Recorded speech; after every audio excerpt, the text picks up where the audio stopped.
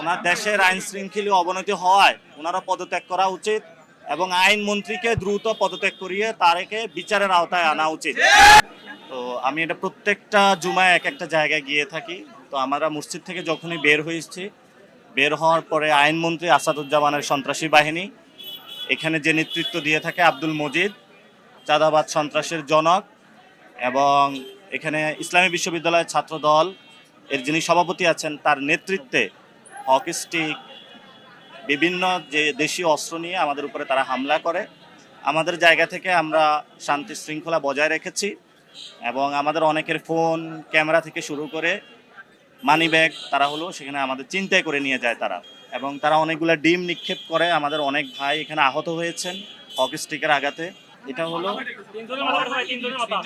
তিনজনের তারা মাথা ফাটিয়ে দিয়েছে। আমরা এটা সুষ্ঠু তদন্ত এবং বিচার চাই। তো যিনি আইনমন্ত্রী দেশের, সেখানে তার এলাকায় যদি এই ধরনের আইন শৃঙ্খলার অবনতি হয়, সেই জায়গা থেকে আমরা মনে করি যে আইনমন্ত্রী তার জায়গায় থাকতে পারে না। ঠিক ঠিক।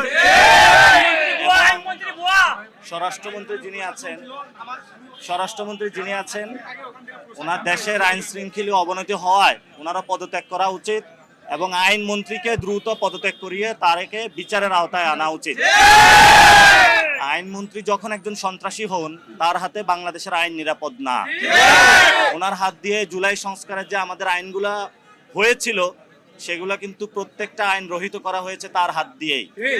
এই জন্য যতদিন এই আইনমন্ত্রী থাকবে ততদিন বাংলাদেশের সংস্কার এবং আইন নিরাপদ নয়। আমরা অতি দ্রুত তার এবং গুন্ডা পান্ডা বাহিনী যারা এখানে অ্যাটাক করেছে আমাদের উপর হকি স্টিক দিয়ে, তাদের আমরা বিচার চাচ্ছি। স্বরাষ্ট্রমন্ত্রী হয়তো এটা বিচার করবেন, অথবা আমরা ঢাকা স্বরাষ্ট্রমন্ত্রীকে ঘেরাও দিব। এটার আমরা বিচার নিয়ে ছাড়বো ইনশাআল্লাহ।